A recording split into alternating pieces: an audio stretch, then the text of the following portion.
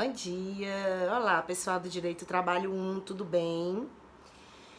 Nós estamos numa situação atípica, né? Vocês, como já nós todos sabemos, assim, de forma exaustiva, nós estamos num momento de recesso forçado por conta da infestação do coronavírus. Então, antes da gente começar aqui, eu queria dizer, assim, que eu entendo que nenhum procedimento que seja adotado em relação ao coronavírus, em relação a esse distanciamento social, depois, se for o caso, o isolamento social, a quarentena, eu acho exagerado, porque a gente tá vendo aí que realmente esse vírus não é de brincadeira.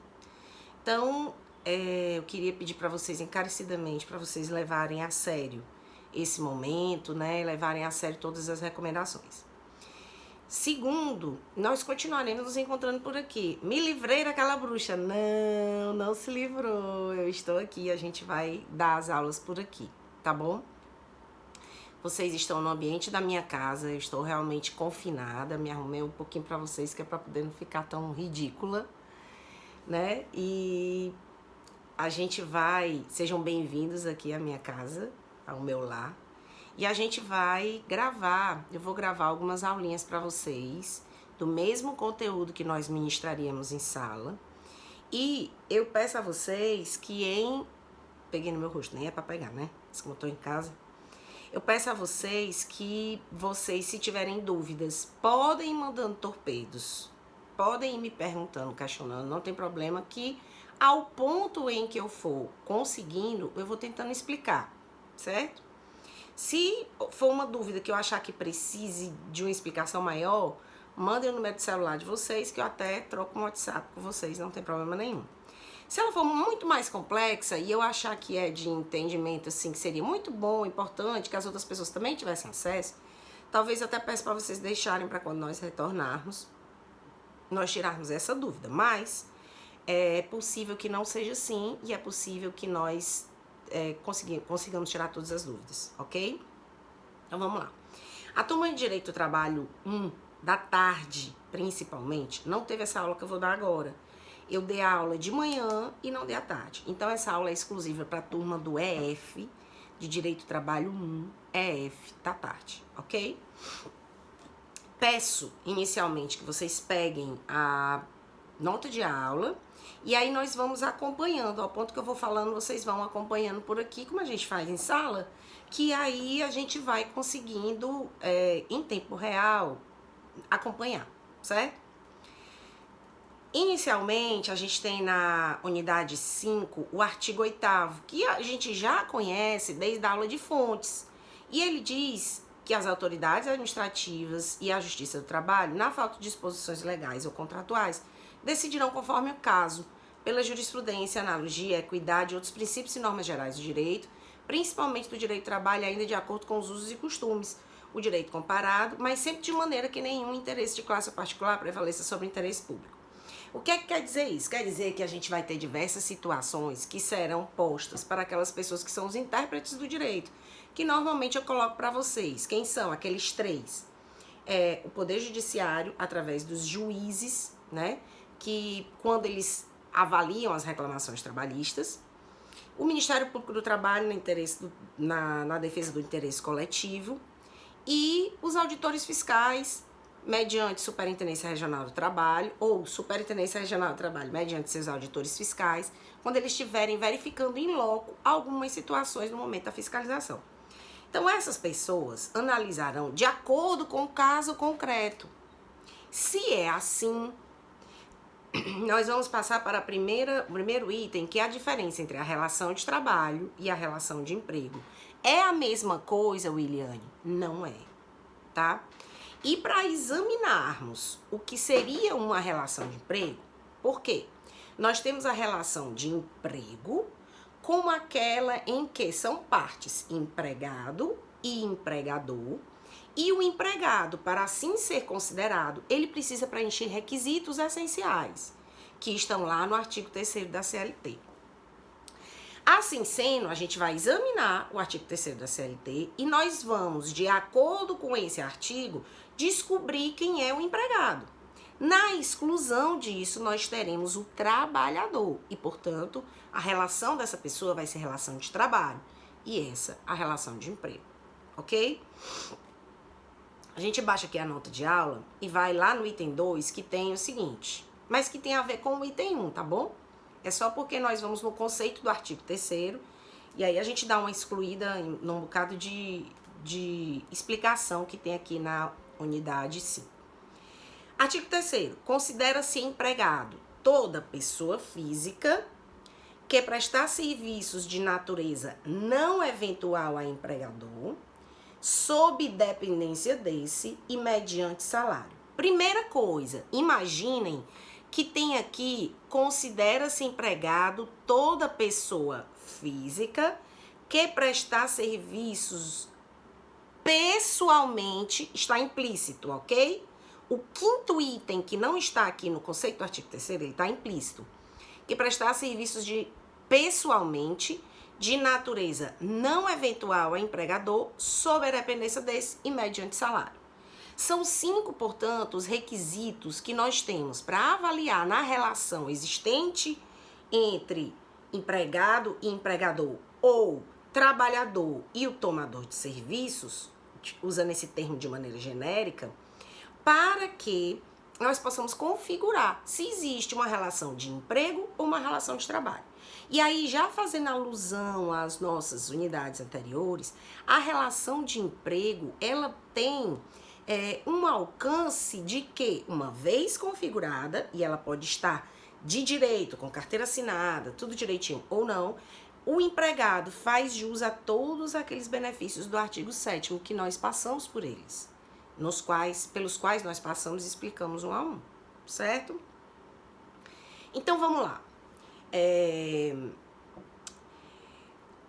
Vamos ao exemplo que eu dei quando a gente estava vendo o artigo 7º, mais que eu vou repetir aqui, que é para poder a gente ter verificados todos os 5 requisitos, tá?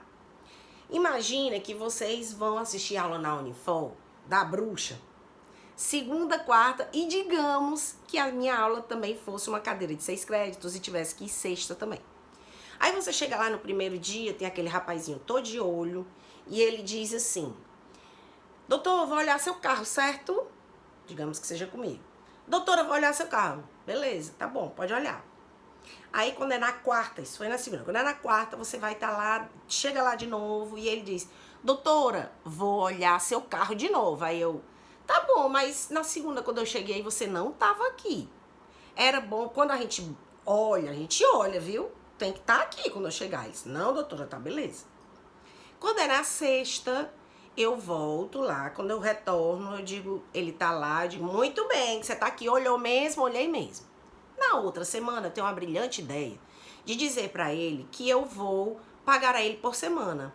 E aí, diante disso, eu digo pra ele o seguinte: tô de olho, descubro que o nome dele, por exemplo, é Alberto. Alberto, vamos fazer o seguinte: você olha o meu carro às segundas, quartas e sextas e eu lhe pago ao final do mês. Vamos fazer o seguinte: de 15 a 15 dias você inclui uma lavagenzinha no meu carro e aí eu te pago R$100 por mês. Aí ele: fechado, doutora, muito bom, gostei, adorei, vamos ter então essa relação. Eu estabeleci com ele segundas, quartas e sextas. Eu estabeleci com ele um pagamento mensal.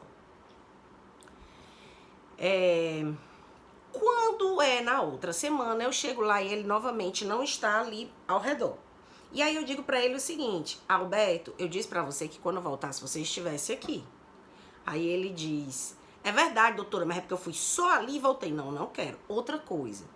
Eu cheguei aqui na quarta-feira, tinha uma pessoa muito próxima ao meu carro. Eu sou uma pessoa muito ciumenta. Eu gostaria que você ficasse de olho mesmo, ficasse bem aqui próximo e não permitisse que ninguém ficasse encostado no meu carro, porque às vezes a roupa tem algo que realmente pode arranhar o meu carro, pode fazer alguma coisa assim. Então eu gostaria que você tomasse conta do meu carro da seguinte forma, 2 pontos, e estabeleço as condições de como ele deverá prestar atenção no meu carro.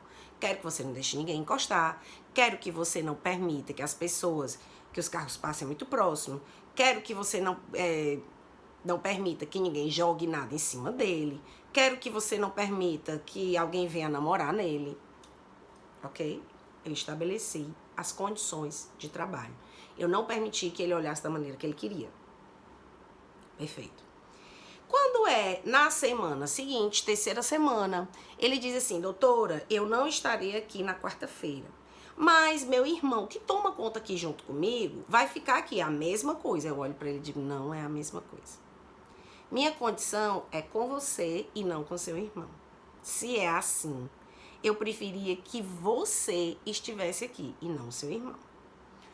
E aí ele diz: ô doutora, mas é porque eu tenho uma consulta médica e tal. Aí eu digo: não, mas não dá pra gente flexibilizar. Sinto muito, Alberto. Sinto muito. Por gentileza, se você não puder vir, você me avisa. Ele diz: não, eu não posso ir. Eu digo: então eu vou descontar um dia daquele valor que nós havíamos estabelecido. Ok? Nós estabelecemos nessa relação uma relação com uma pessoa física, Alberto. Eu disse para ele que ele tinha que prestar atenção no meu carro, ou seja, executar as atividades que nós estabelecemos pessoalmente. E aí eu tenho o segundo requisito.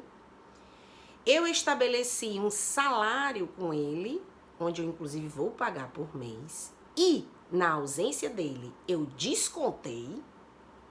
Eu tenho um pagamento, é oneroso, não é gratuito. Eu tenho uma relação de segunda, quarta e sexta com ele, e daí, portanto, eu tenho uma habitualidade. E, por fim, eu disse como era que eu queria que ele trabalhasse. Eu não aceitei o modo dele me dizer como era que ele queria trabalhar. Se é assim, meu povo, eu sinto muito, mas se ao final do ano você disser assim: Alberto, eu não quero mais não e tal, chega, ou em qualquer momento, e ele disser: o senhor nem pagou meu 13º. Aí você dizer: 13º? Isso não existe. E ele entrar com a reclamação trabalhista contra você, requerendo todos os benefícios do artigo 7º que lhe caibam, ele ganhará. Ok? Então, para que eu considere uma pessoa empregado, eu tenho que ter esses 5 requisitos pelos quais nós passamos agora. Eu tenho que ter, de acordo com o artigo 3º, o empregado ser uma pessoa física. Ah, Emiliane, eu conheço algumas situações que a pessoa é jurídica. Nós estamos falando das relações fáticas. Então, eu preciso que ele, de fato, seja uma pessoa física. Pode ter contrato de PJ, pessoa jurídica, e prestar serviço para mim, a pessoa física? Pode, contanto que configure que ele seja uma pessoa física. Esse contrato de pessoa jurídica não vai valer nada. O direito do trabalho é baseado em quê? Nos fatos. Se os fatos forem trazidos de acordo com o princípio da primazia da realidade, que a gente estudou lá nos princípios, e ficar demonstrado que realmente essa pessoa tem uma relação de subordinação, não interessa você ter um contrato de pessoa jurídica, tá bem? Então, se eu tenho uma pessoa física, o Alberto, tô lendo aqui o artigo 3º, tá? E aí a gente tem que prestar serviços pessoalmente. Eu não aceitei que o irmão do Alberto me prestasse serviço um dia. Então, ele tem que me prestar serviço pessoalmente. Segundo requisito, pessoalidade. Primeiro, pessoa física. Segundo, pessoalidade. De natureza não eventual, ou seja, eu tenho a habitualidade, eu tenho 3 vezes por semana. Williane, quando é que se configura a habitualidade? A partir de 3 vezes por semana? Nós não temos na legislação nada que diga que seja a partir de 3 vezes por semana, tá certo?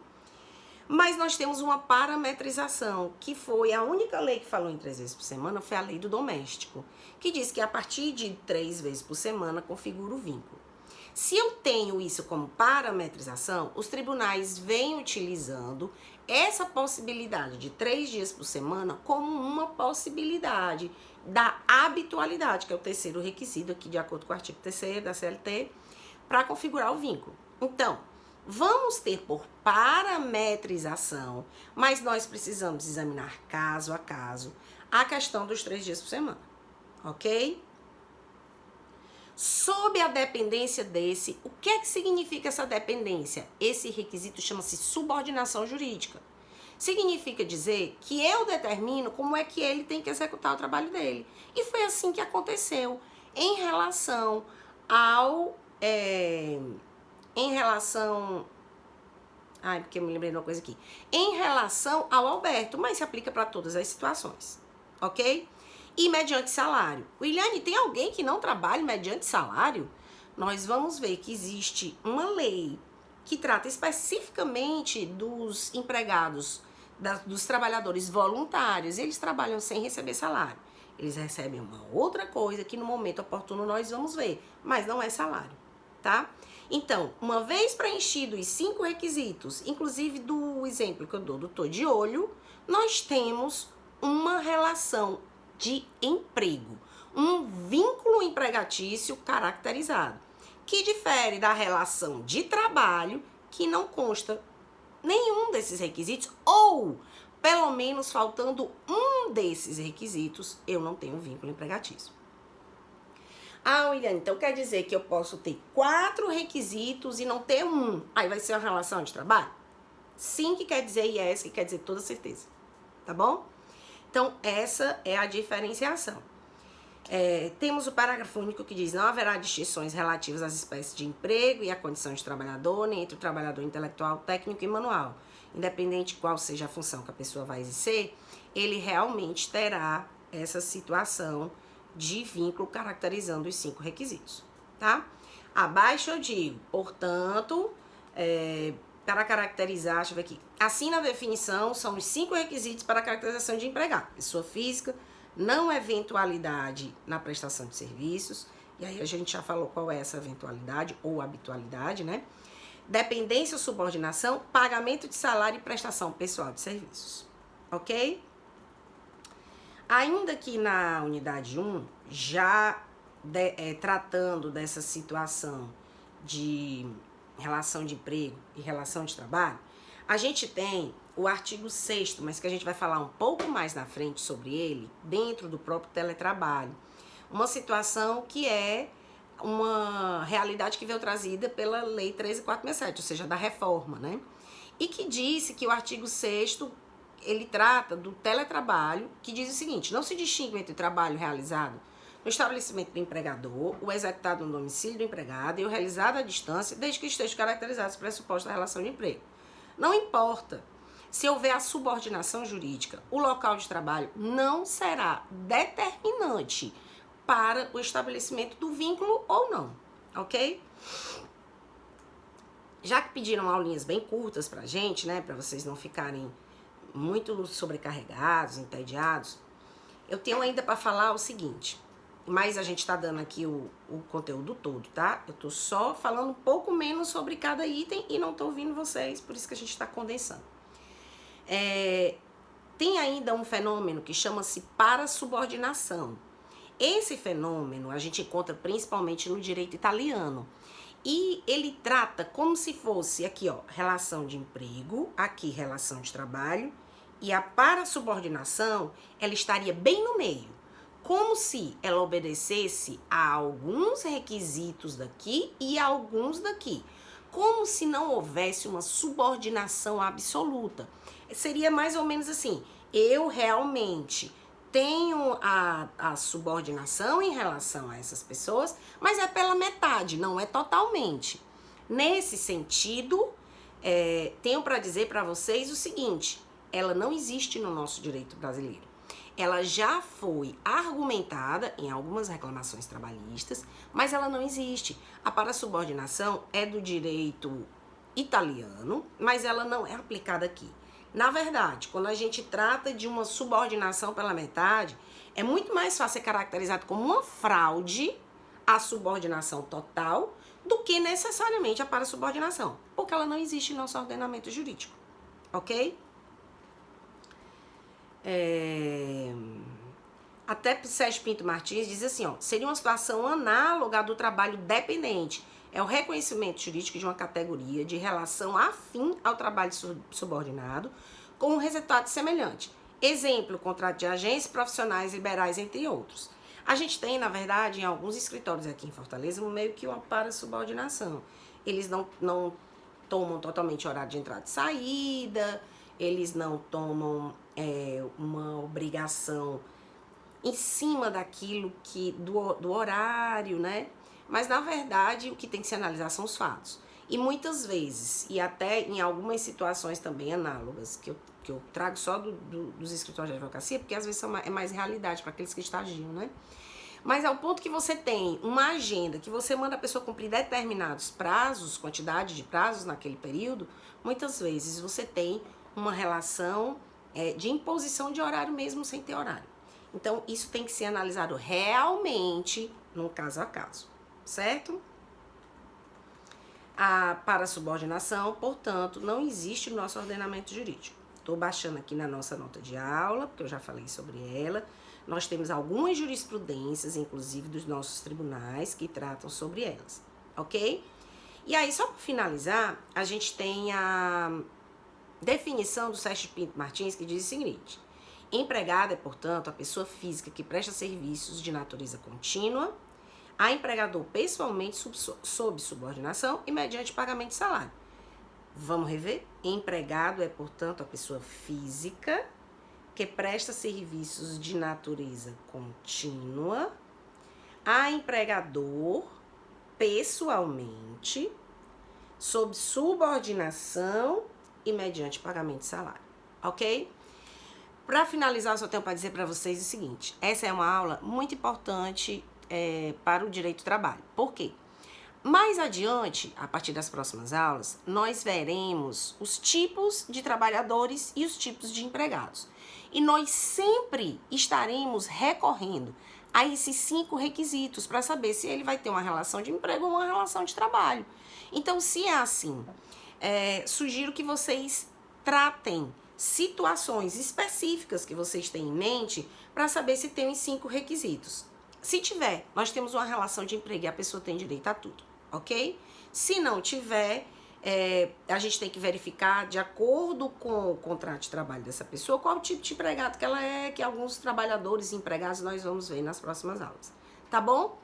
Beijo enorme, se cuidem, levem a sério e fiquem em casa, ok? Só para concluir, essa aula é para a turma EF, mas na verdade a gente vai aplicar também, a pessoal do AB pode rever, do CD na verdade amanhã, pode rever também, tendo em vista que foi essa aula que eu dei na manhã, na segunda-feira, ok? Abraço, beijo enorme, gente!